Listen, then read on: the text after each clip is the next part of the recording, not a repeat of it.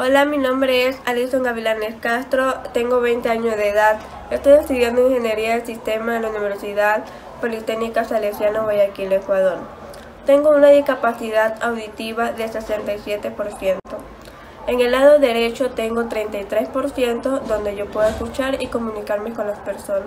En el lado izquierdo tengo 100% perdido. Cuando tenía 1 año de edad, me enfermé y mis padres me llevaron al hospital. Me hicieron unos exámenes y me diagnosticaron de gastroenteritis.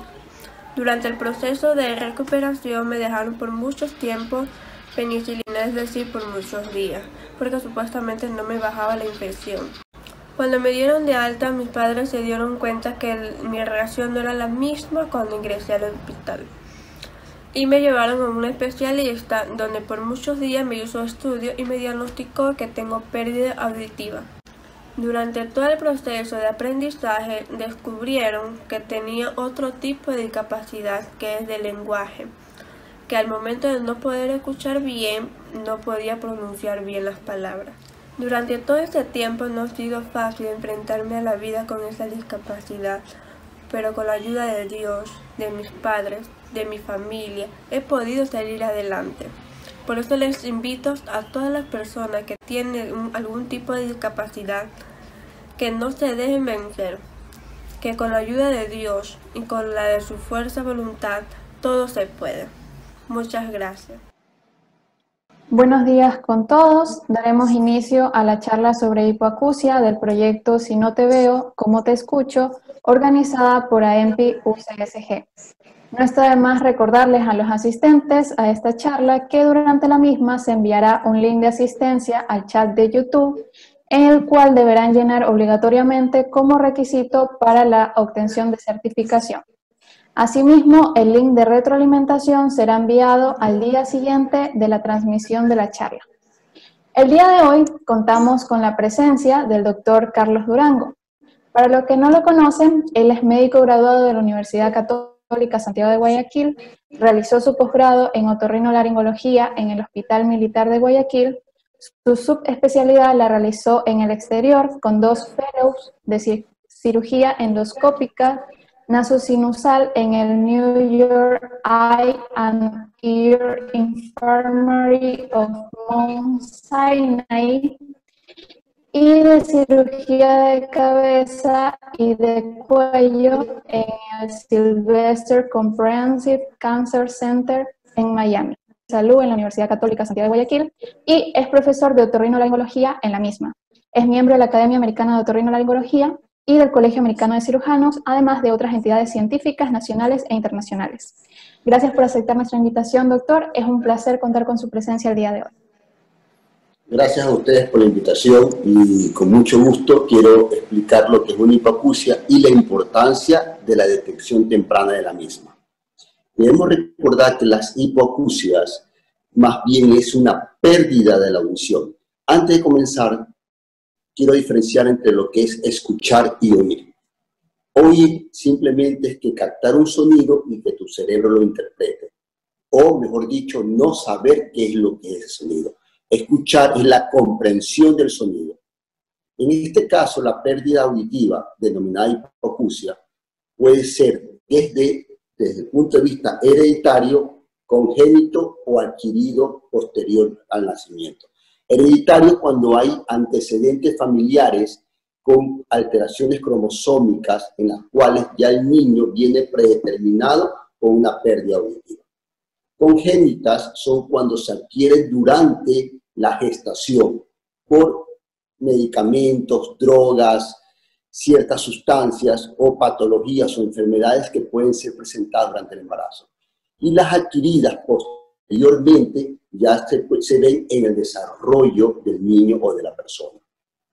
Es importante determinar que cualquiera de estas 3 entidades, hereditarias, congénitas o adquiridas posterior al nacimiento, la importancia de la misma es la detención temprana. ¿Por qué?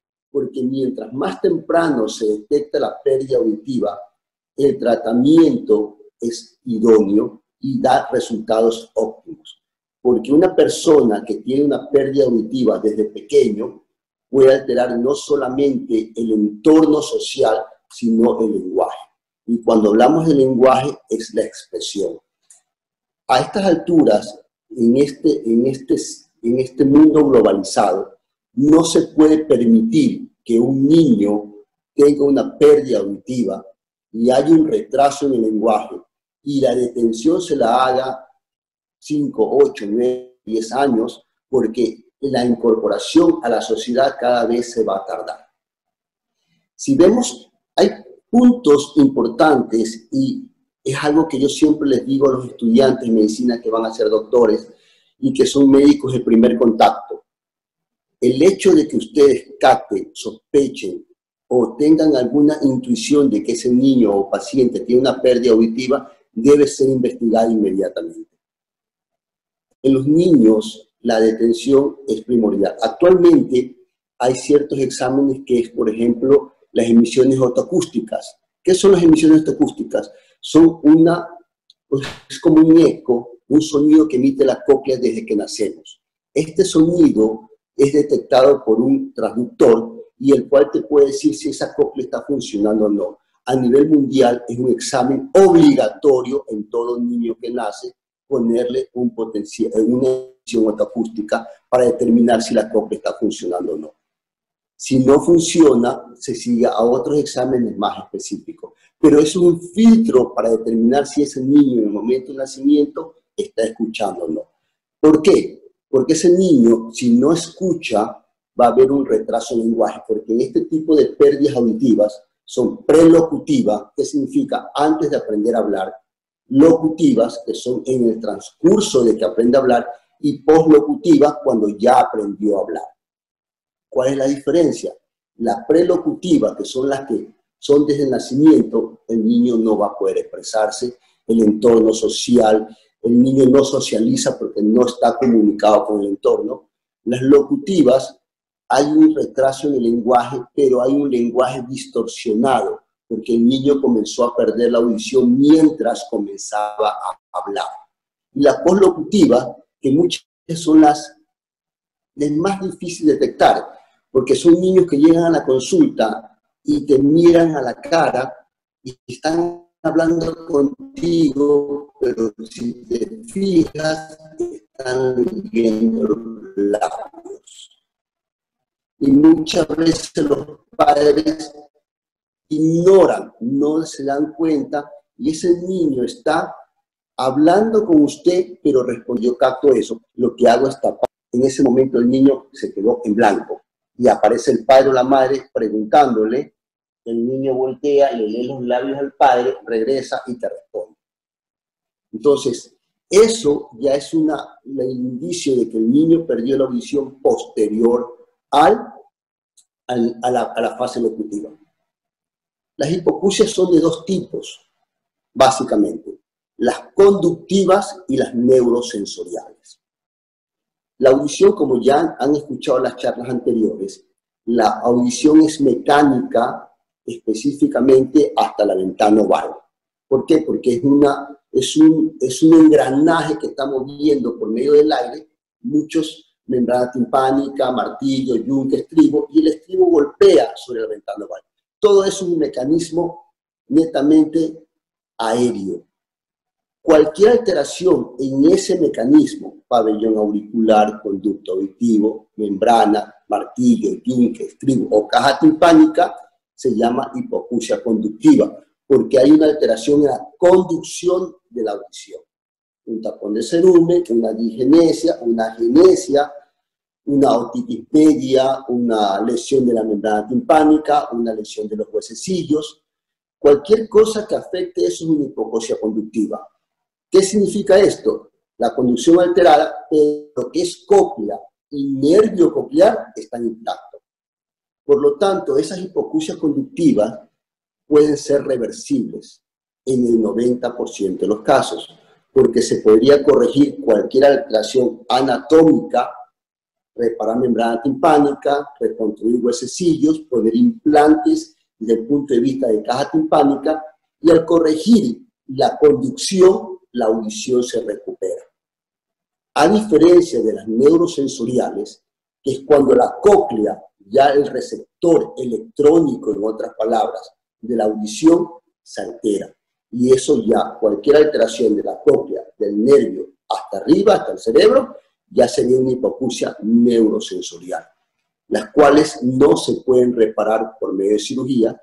Actualmente se está hablando mucho, ya tienen que haber leído, tienen que haber hablado mucho sobre el implante coclear, que no es más que el oído biónico, como se lo conoce comúnmente, y es un transductor con unos electrodos que se introducen en la cóclea, y esto resume toda la transmisión eléctrica y estimula directamente al nervio coclear.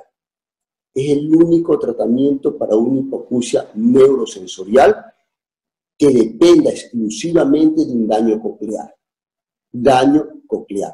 El implante coclear solo funciona si la cóclea está afectada. Si está afectado el nervio o la vía auditiva, no va a funcionar. Otra alternativa en las hipoacusias neurosensoriales son las prótesis auditivas, los audífonos. Mientras más temprano se adapte un audífono de acuerdo a la necesidad de cada persona, el éxito de la recuperación o la incorporación a la sociedad y la parte lingüística y comprensión va a ser óptimo. ¿Cuál es el problema comúnmente? También hay las hipoacusias, la presbiacusia, que es la pérdida de la audición por los años. Todos, absolutamente todos, vamos a perder la audición. Así como perdemos la vista con los años y necesitamos ponernos lentes, comenzamos a perder la audición. Y una de las características de las pérdidas auditivas por los años es la falta de la comprensión del lenguaje. Cuando inició la charla yo les explicaba la diferencia entre escuchar y oír. Escuchar es entender el lenguaje, oír solamente es captarlo, y muchas veces ni siquiera los diferenciamos de qué fuente es el sonido. Lamentablemente en la presbiacusia, que es la pérdida auditiva por los años, lo que perdemos es la capacidad de entender. Generalmente en personas mayores es la típica conversación: está bonita la casa, la taza, la casa, la taza, la casa. Ah, habla bien que no se te entiende.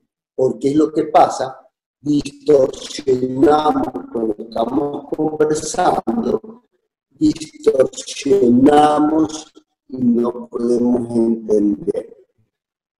Y esta presbiacusia, así como es un problema en los niños cuando nacen, aceptarla, en las personas mayores esta pérdida auditiva causa una enorme irritabilidad.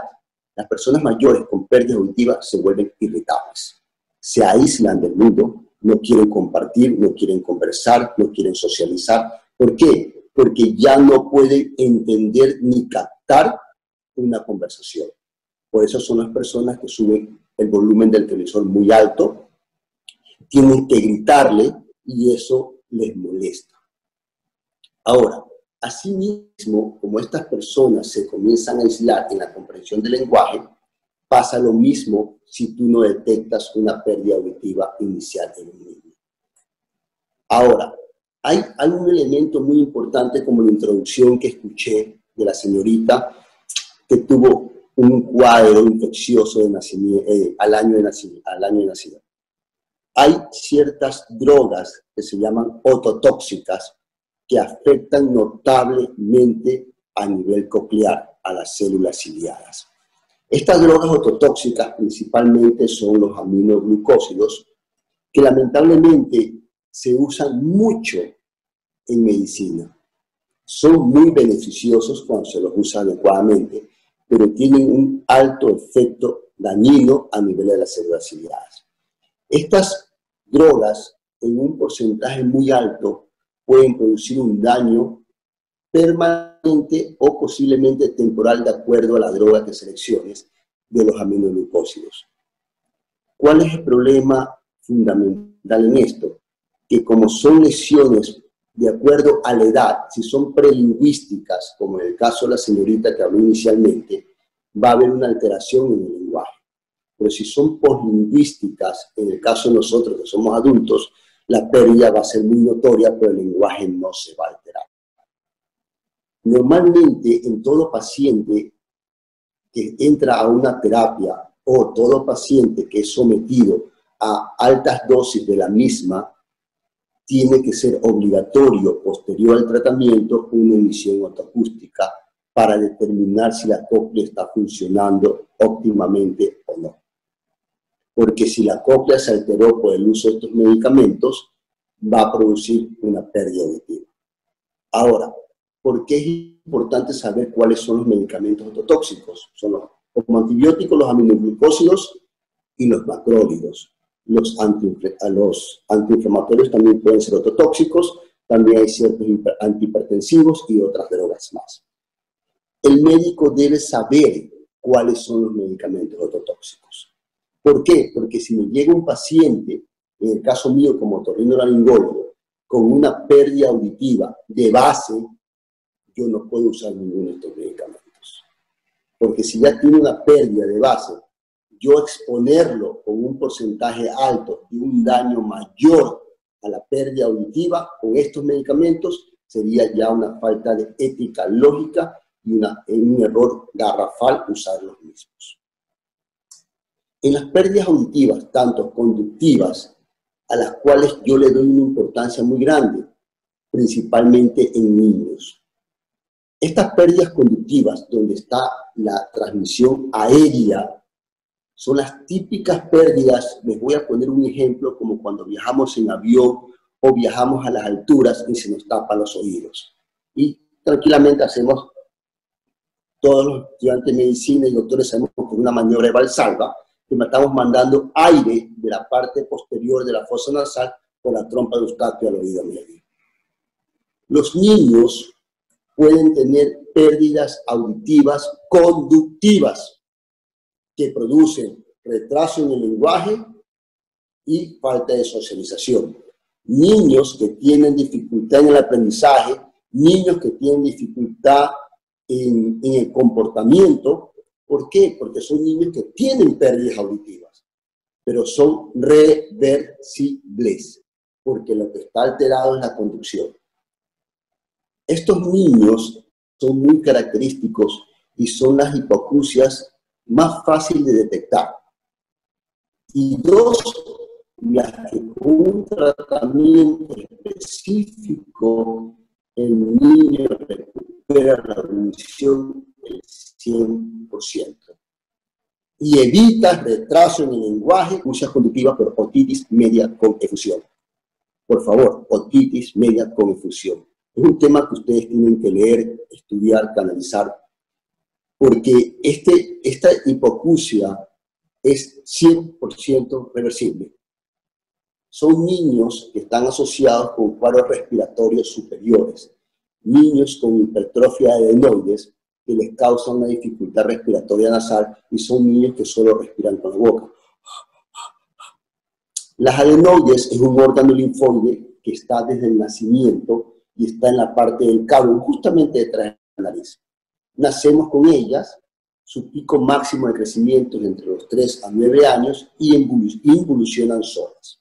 El problema es que el tamaño de estas adenoides van a tapar la ventilación de la trompa de Eustaquio y por lo tanto los niños, al no ventilar el oído y no tener un ducto de drenaje, se llenan de mucosidad la caja timpánica y el niño comienza a escuchar como que tuviera los dedos metidos dentro de los oídos. Es característico el niño que alza la voz cuando habla, grita, sube el volumen del televisor, usa audífonos de cualquier marca, cualquier modelo con un volumen mayor. Y eso es otra cosa importante. El uso de los audífonos está causando que la generación de ustedes y la generación que viene después de ustedes tengan pérdidas auditivas significativas por daño auditivo por ruido. Ahora, estos niños, cuando usan los audífonos, como padre, estás al lado escuchando lo mismo que está escuchando el niño. Y eso significa que el volumen está alto. Una vez que se detecta con pruebas auditivas esta pérdida auditiva, se puede hacer un tratamiento adecuado extirpando las adenoides y poniendo ductos de ventilación en los oídos. Y la audición se recupera un 100% y el comportamiento del niño, la socialización del niño y el lenguaje del niño cambia significativamente. Lo importante de las hipoacusias, indiferentemente de la etiología, es detectarlas a tiempo. Porque si no las detectas a tiempo, el problema va a ser mayor, porque si es un niño va a haber retraso en el lenguaje, falta de comprensión, socialización. Si no la detectas cuando ya comenzó nuestra edad mayor o tercera edad, va a haber una falta de socialización y un aislamiento total. Desde el punto de vista del porcentaje de pérdidas auditivas, también puede haber entre leve, moderada, severa y profunda. Una pérdida total de la audición se llama coofosis. Coofosis se llama la pérdida total de la audición, donde no hay ni una sola respuesta a un estímulo auditivo, a diferencia de que puede ser leve, moderada a profunda. Las pérdidas auditivas se pueden presentar de acuerdo a la frecuencia que se toma diferentes manifestaciones. Hay una, la que les explicaba hace un momento, o les refería hace un momento, que es el trauma acústico, que es el daño auditivo por ruido. Es muy común actualmente, toma las frecuencias agudas, frecuencia 4000 u 8000, pero no afecta las frecuencias de las 250 Hz hasta las 2000 Hz. ¿Por qué es importante esto? Porque esto que estamos hablando y esta comprensión del lenguaje que están captando ustedes están siendo percibidas entre 250 Hz a 2000 Hz, que es el área de la comprensión del lenguaje. En cambio, 4000 u 8000 son frecuencias netamente agudas. Estas frecuencias agudas son las primeras que se lesionan en un daño auditivo por ruido. Muchos de ustedes, que son jóvenes, han estado en fiesta con un volumen muy alto o en una discoteca, en una barra, y muchas veces cuando ustedes salen de estos lugares muy ruidosos, salen con un pi en los oídos. Como yo molesto, generalmente está casi con un daño auditivo. Eso ya se llama una fatiga auditiva. Siempre es importante evitar estas exposiciones porque el daño auditivo por ruido en una pérdida auditiva, un trauma acústico, se puede presentar en exposición prolongada al ruido. Estos son hipoacusias neurosensoriales. Actualmente se habla mucho de la genética y al principio cuando hablan de la genética en las hipoacusias de tipo hereditario, se habla mucho de qué ayuda puede tener en la genética en las hipoacusias neurosensoriales. Actualmente la ayuda es gigantesca, porque ya se ha determinado cierta información, ciertos genes que predisponen a la formación genética. De la manera más sencilla, si yo tengo una pérdida auditiva que se me activó desde el punto de vista hereditario a los 30 años, significa que a los 30 años comencé a perder la audición, porque mi papá la perdió a los 30 años, mi abuelo la perdió a los 30 años, mi tío abuelo la perdió también en ese lapso de tiempo. ¿Qué es lo que está pasando? Hay algún gen desde el punto de vista hereditario que está activando esa pérdida auditiva. La genética ha presentado una ayuda gigantesca en esto. ¿Por qué? Porque si yo ya la tengo la pérdida, la genética va a buscar y determinar cuál es el gen que poseo yo que está produciendo esta pérdida. Y lo que va a hacer es investigar si mis hijos son portadores de esta información genética. Ya se ha determinado ciertos tipos de genes que predisponen a la pérdida auditiva y no es que tú puedes cambiar la genética. Ojo, no se puede cambiar la genética, pero sí se puede alterar la cadena enzimática de la misma. Porque no es que el gen viene de un momento a otro y ¡pum!, apaga la audición. El gen activa una cadena enzimática que en uno de esos factores de la cadena enzimática va a haber un factor enzimático que va a dañar la función auditiva. Por lo tanto, ya se ha determinado dónde se puede romper la cadena enzimática de ciertos genes.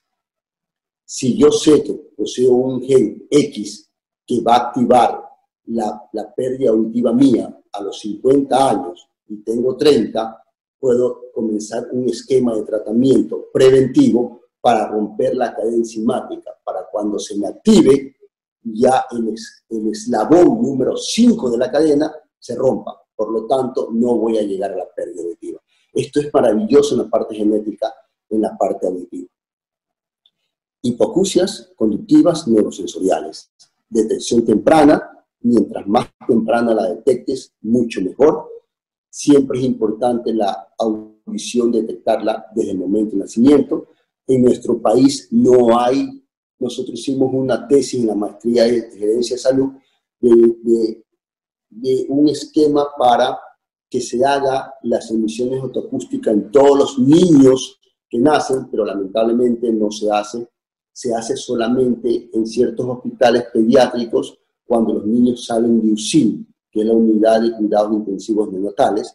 ¿Por qué? Porque son niños que han estado padeciendo de hipoxia, han estado usando alta cantidad de antibióticos o han estado sometidos a estrés patológicos. Por lo tanto, se les hace la emisión autoacústica para ver si saliendo de UCIN tienen pérdidas auditivas o no. Pero esa no es la norma. La norma es que todo niño que nazca tienen que hacer tienen que hacer una emisión autoacústica. Porque de esa forma tú vas detectando a tiempo si este niño tiene o no una pérdida auditiva. Porque si tiene este niño una pérdida auditiva, en primer lugar, es candidato a un estudio mucho mayor y ver si puedes implantar un implante coclear. Y el implante coclear puesto adecuadamente desde la fase prelocutiva, ese niño va a desarrollar 100% normal. Porque si el implante coclear es colocado adecuadamente en el tiempo indicado y haciendo la rehabilitación adecuada, esa persona, ese niño va a desarrollar, a ser un adulto 100% viable la parte auditiva. Pero si nosotros detectamos una pérdida auditiva tardíamente, ya el trastorno del lenguaje, el trastorno del comportamiento es más difícil de resolver. Peor aún, una detención muy tardía de la hipoacusia, el retraso del lenguaje que yo he visto mucho, o mejor dicho, la alteración en el lenguaje en pacientes ya de 14. El chico mudo es un chico sordo. Cualquier terapia de lenguaje, cualquier cosa que tengan que hacer. Yo he visto muchos pacientes que vienen, doctor, mi hijo lleva 3 años en terapia de lenguaje y no habla bien. Señora, le han investigado pérdida auditiva. Mi hijo escucha bien. Porque lamentablemente los padres no nos gustan que nos digan que nuestros hijos son sordos. Pero lamentablemente hay que estudiar pérdidas auditivas.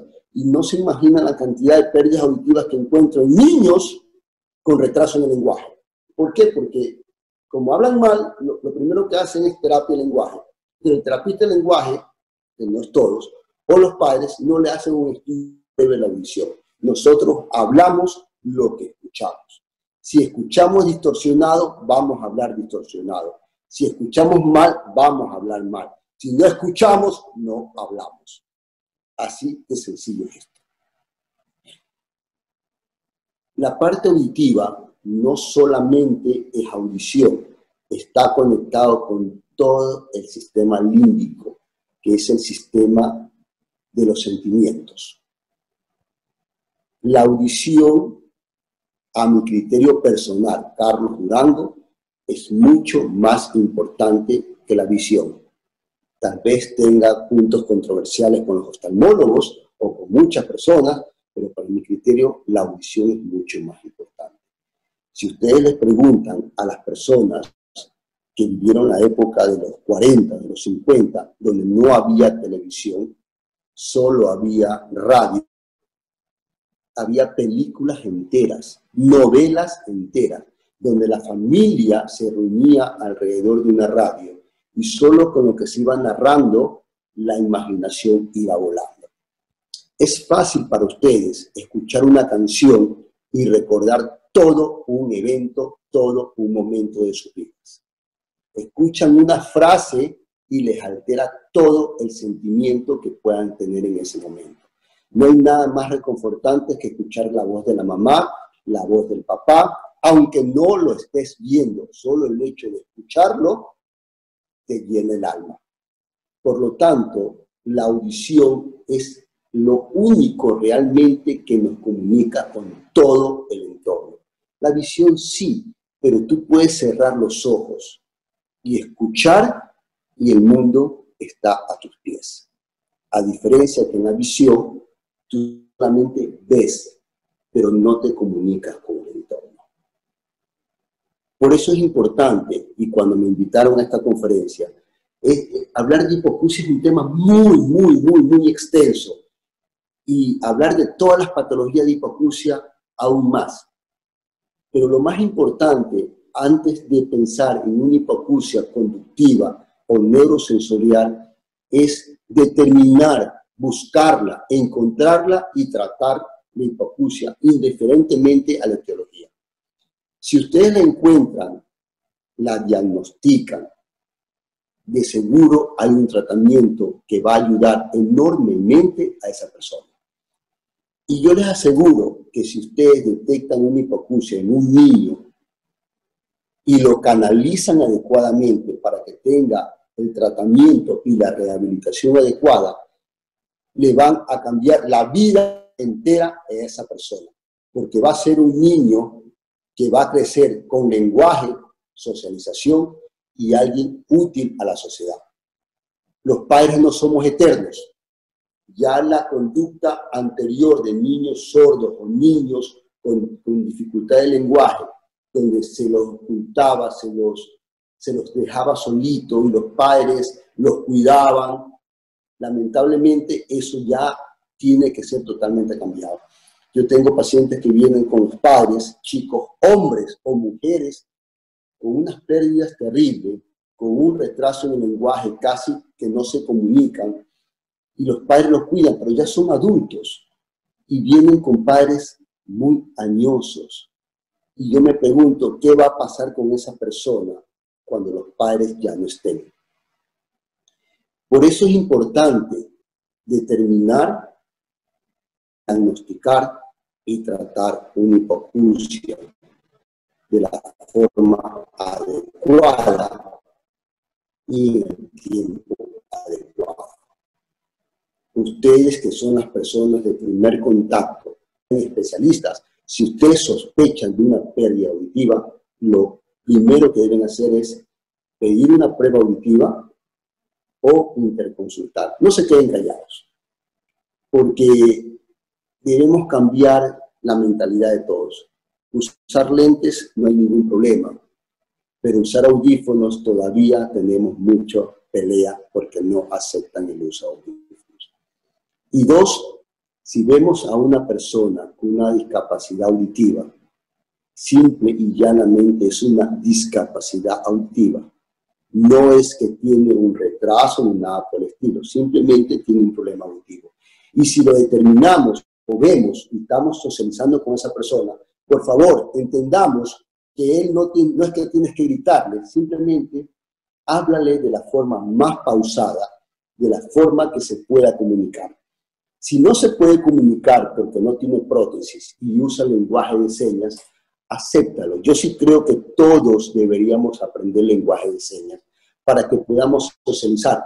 Nos vamos a topar con muchísimas personas con dificultad auditiva y debemos saber, así como aprendemos idiomas de todos los tipos y todos quieren ser trilingües, políglotas, todo lo que queremos hacer, el lenguaje de señas también es un idioma. Y por lo tanto es un idioma universal, porque no importa, el lenguaje de señas ya está predeterminado. No es que es un lenguaje de señas en alemán, en inglés, un lenguaje de señas en portugués. Es un lenguaje de señas. Y debemos aceptar y socializar con todas las personas que tienen pérdidas auditivas, indiferentemente la que tengan. Espero haberlos podido orientar y ayudar. Sí, muchísimas gracias, doctor. Su charla ha sido muy ilustrativa. Y igualmente los estudiantes tenían algunas inquietudes acerca del tema. Entre ellas hay una pregunta que decía, ¿qué diferencias podemos encontrar entre una hipoacusia conductiva y neurosensorial al momento de la exploración física? Ya, normalmente lo más fácil para ustedes es el uso del diapasón. El diapasón básicamente estimula la vía ósea. Nosotros escuchamos por vía aérea hasta la ventana oval.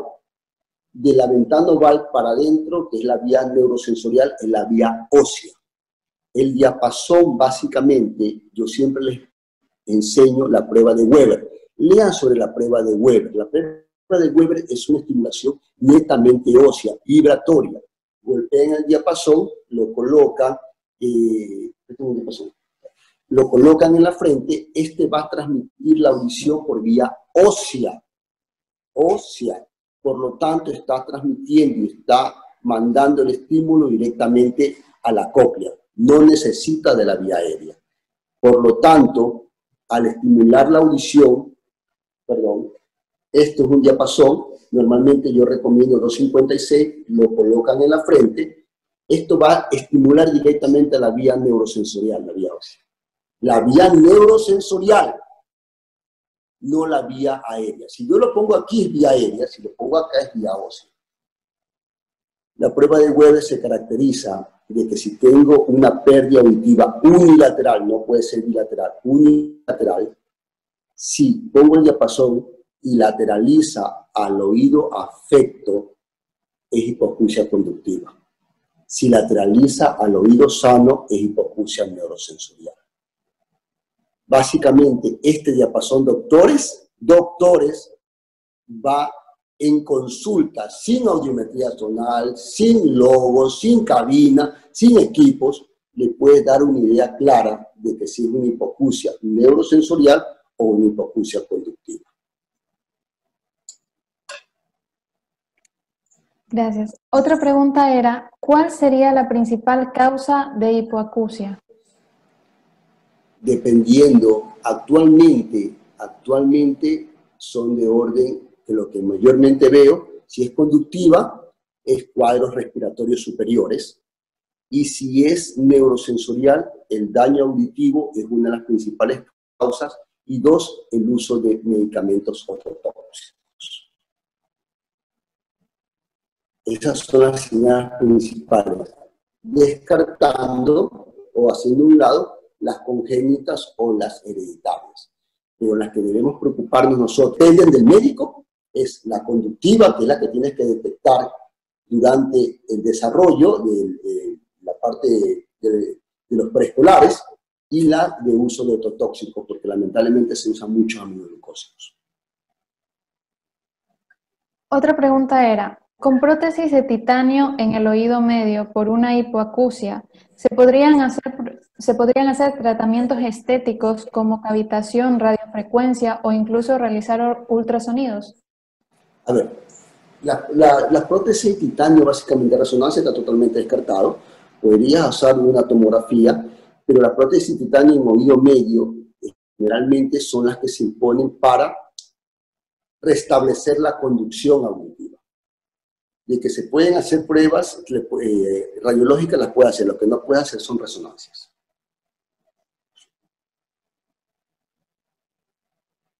¿La otoesclerosis sensorial se hereda?